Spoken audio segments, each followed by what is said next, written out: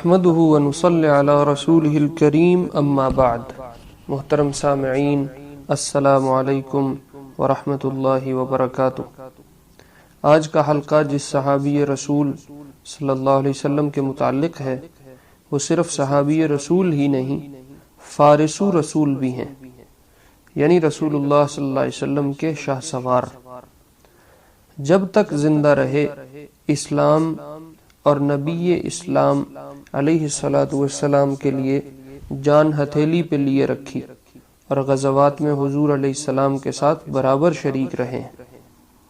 مزید جاننے سے پہلے یہ چینل سبسکرائب کریں اور اس طرح کی انفارمیٹیو ویڈیوز کے لیے بیل کے بٹن پر کلک کریں تاکہ آنے والی انفارمیٹیو ویڈیوز آپ تک پہنچتی رہیں.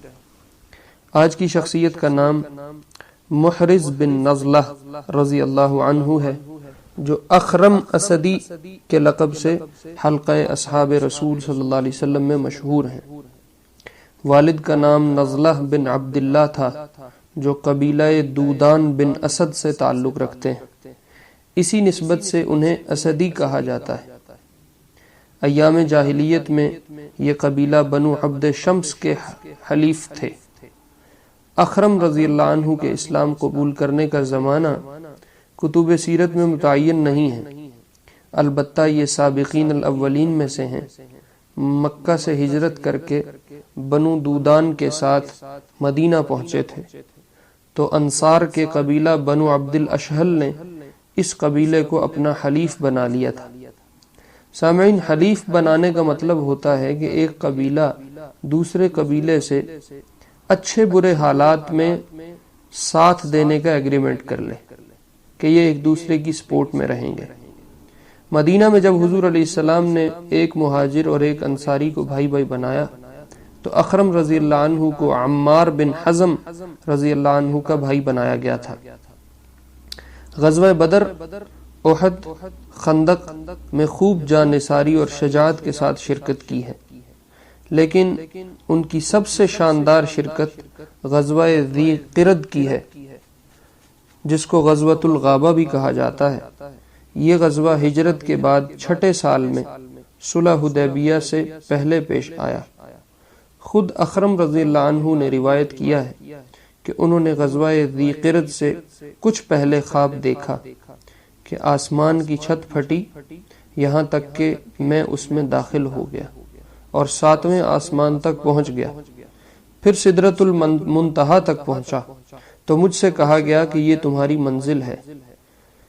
فرماتے ہیں میں نے یہ خواب ابو بکر رضی اللہ عنہ کے سامنے پیش کیا، اس لیے کہ وہ خوابوں کی تعبیر لوگوں میں سب سے بہتر جانتے تھے. تو ابو بکر رضی اللہ عنہ نے فرمایا تمہیں شہادت کی خوشخبری ہو. اس کے 1-2 دن بعد ہی غزوہ ذی قرد میں شہادت ہو گئی تھی، جس کی تفصیل یہ ہے کہ ربیع الاول 6 ہجری میں ذی قرد نامی ایک چشمہ ہے جو بلاد غطفان کے قریب ہے، اور رسول اللہ صلی اللہ علیہ وسلم کی اونٹنیوں کی چراگاہ بھی تھا. وہاں عبد الرحمن بن عیینہ فزاری نے 40 لوگوں کے ہمراہ چھاپا مارا اور حضور علیہ السلام کی اونٹنیاں پکڑ کے لے گیا. اور ابو ذر رضی اللہ عنہ کے صاحبزادے جو اونٹنیوں کی نگہبانی پر مقرر تھے انہیں شہید کر دیا، اور ابو ذر رضی اللہ عنہ کی بیوی کو پکڑ کر اپنے ساتھ لے گیا.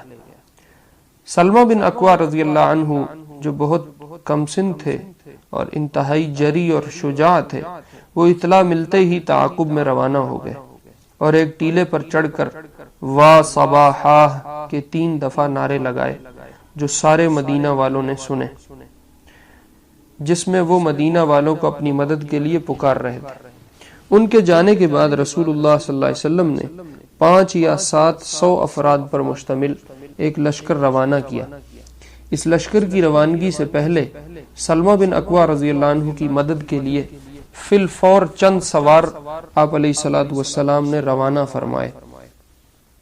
سلمہ بن اکوع رضی اللہ عنہ فرماتے ہیں کہ ان میں سب سے آگے یہی اخرم اسدی رضی اللہ عنہ تھے جن کا ہم سامعین آج تذکرہ لے کے بیٹھے ہیں، اور ان کے پیچھے ابو قتادہ رضی اللہ عنہ، اور ان کے پیچھے مقداد بن اسود رضی اللہ عنہ تھے.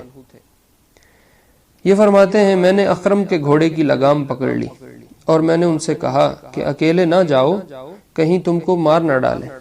رسول اللہ صلی اللہ علیہ وسلم اور اصحاب کا انتظار کر لو۔ اخرم رضی اللہ عنہ نے فرمایا، اے سلمہ، اگر تم اللہ اور یوم آخرت پر ایمان رکھتے ہو اور جنت جہنم کو حق سمجھتے ہو تو میرے اور شہادت کے درمیان حائل نہ ہو۔ سلمہ رضی اللہ عنہ نے گھوڑے کی لگام چھوڑ دی۔ اخرم رضی اللہ عنہ آگے بڑھے اور مقابلہ کیا اور عبد الرحمن بن عیینہ کے گھوڑے کے پاؤں کاٹ دیے، جس سے وہ گھوڑے سے گر پڑا، مگر اس نے گرتے ہوئے اخرم رضی اللہ عنہ کو ایک نیزہ مارا، جس سے یہ جانبر نہ ہو سکے اور شہید ہو گئے۔ بعد ازاں عبد الرحمن ان کے گھوڑے پر سوار ہوا تو جو ان کے پچھلے صحابی تھے ابو قتادہ رضی اللہ عنہ، وہ آگے بڑھے اور انہوں نے عبد الرحمن پر حملہ کر کے اس کا کام تمام کر دیا۔ سامعین، یہ اخرم اسدی اور ابو قتادہ رضی اللہ عنہ، یہ دونوں لوگ فارس رسول صلی اللہ علیہ وسلم کے لقب سے صحابہ میں مشہور تھے، یعنی ان دونوں کا لقب تھا کہ یہ آپ علیہ الصلوۃ والسلام کے شاہ سوار ہیں۔ اخرم رضی اللہ عنہ نے جب بدر میں شرکت کی تو ان کی عمر تقریباً 31 یا 32 سال کی تھی، اور جب غزوہ ذی قرد میں شہادت پائی تو ان کی عمر تقریباً 27 یا 28 سال تھی۔ سلمہ بن اکوع رضی اللہ عنہ نے یوں تیر برسائے کہ وہ سب کچھ چھوڑ کر بھاگ نکلے۔ رسول اللہ صلی اللہ علیہ وسلم نے اپنے لشکر کے ساتھ وہاں پہنچ کر قیام فرمایا اور صلاۃ الخوف پڑھی، اور 5 دن کے بعد مدینہ واپس ہو گئے۔ سامعین، یہ کچھ مختصر احوال تھے اخرم اسدی رضی اللہ عنہ کے۔ اللہ رب العزت ان حضرات کے تذکرے زندہ کرنے کی توفیق ہماری نسلوں میں اپنے دین کو زندہ فرمائے اور بلا استحقاق ان لوگوں کی صفوں میں ہمارا حشر فرمائے۔